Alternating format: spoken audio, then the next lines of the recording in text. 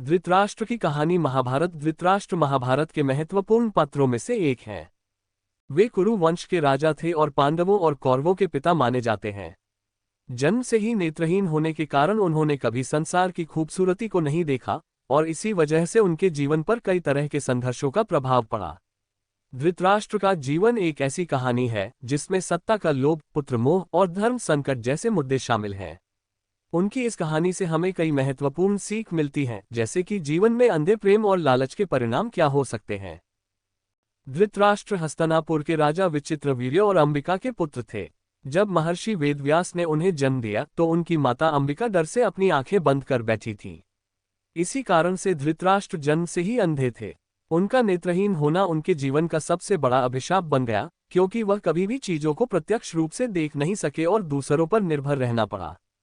धृतराष्ट्र ज्येष्ठ होने के कारण हस्तिनापुर की राजगद्दी के अधिकारी था, परंतु नेत्रहीनता के कारण उन्हें राजा नहीं बनाया गया और उनकी जगह उनके छोटे भाई पांडु को हस्तिनापुर का राजा बनाया गया। ये बात धृतराष्ट्र के मन में कहीं न कहीं एक गहरी पीड़ा बनकर बैठ गई। उन्होंने अपने मन में हमेशा ये सोच रखा कि गद्दी उनके ही हाथ में होती यदि वे नेत्रहीन न होते, लेकिन वे अपनी किस्मत के आगे बेबस थे। पांडु के राजा बनने के बाद धृतराष्ट्र ने गद्दी की लालसा को छोड़ अपने परिवार को बढ़ाने का निश्चय किया। उनका विवाह गांधार की राजकुमारी गांधारी से हुआ।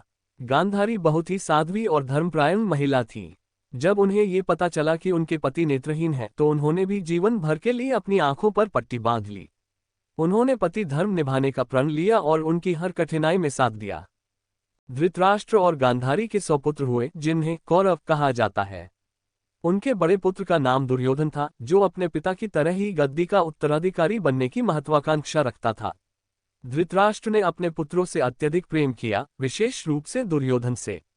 वे अपने पुत्रों के प्रति इतने मोह में डूबे थे कि उनके गलत कार्यों को भी अनदेखा करते रहे। यही पुत्रमोह आगे चलकर उनके और हस्तिनापुर के विनाश का कारण बना।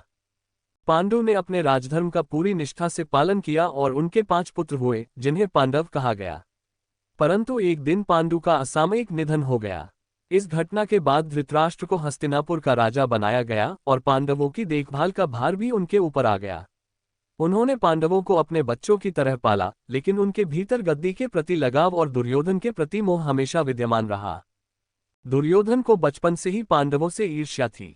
वह हमेशा सोचता था कि गद्दी पर उसका ही अधिकार होना चाहिए, न कि पांडवों का। दुर्योधन ने कई बार पांडवों के प्रति अन्याय किया और धृतराष्ट्र ने भी अपने पुत्रमोह के कारण हमेशा दुर्योधन का साथ दिया। धृतराष्ट्र यह जानते हुए भी कि दुर्योधन गलत रास्ते पर चल रहा है, उसे रोका नहीं। उनका मानना था कि यदि उन्होंने दुर्योधन का विरोध किया तो वे अपने पुत्र को खो देंगे। एक बार दुर्योधन ने छल से पांडवों को वारणावत में लाक्षागृह में बंद कर दिया ताकि वे मर जाएं, लेकिन वे बच निकले। इसके बाद भी धृतराष्ट्र ने दुर्योधन को कुछ नहीं कहा। उन्होंने हर बार यही सोचा कि वे अपने पुत्रों की गलतियों को अनदेखा कर परिवार को एकजुट रखेंगे, लेकिन इस अंधे प्रेम में उन्होंने न्याय और धर्म का पालन करना छोड़ दिया था।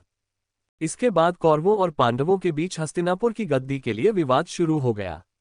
दुर्योधन ने एक चाल के तहत पांडवों को छल से जुए के खेल में हराकर उनका राज्य, संपत्ति और सम्मान सब छीन लिया। जुए में हारने के बाद पांडवों को वनवास जाना पड़ा।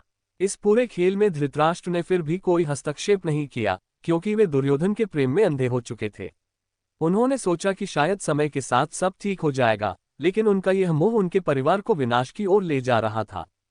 वनवास पूरा कर जब पांडवों ने वापस आए तो उन्होंने अपना राज्य लौटाने का आग्रह किया, लेकिन दुर्योधन ने उनकी बात नहीं मानी और युद्ध की घोषणा कर दी। इस महाभारत युद्ध में धृतराष्ट्र का दिल 2 हिस्सों में बंट चुका था, एक ओर उनका पुत्र मोह था और दूसरी ओर धर्म।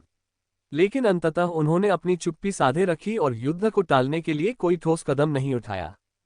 महाभारत के युद्ध में दोनों पक्षों के कई योद्धा मारे गए।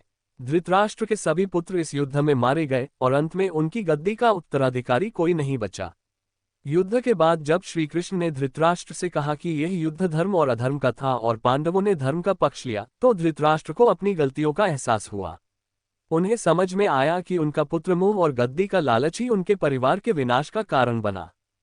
धृतराष्ट्र ने अंततः अपने जीवन की इस बड़ी भूल को स्वीकार किया और अपने शेष जीवन को एक साधारण जीवन जीने का निर्णय लिया। वे गांधारी के साथ वन में चले गए, जहां उन्होंने तपस्या करके अपने मन के संताप को शांत किया। सीख: अधे प्रेम और लालच का अंत हमेशा विनाश की ओर ही जाता है।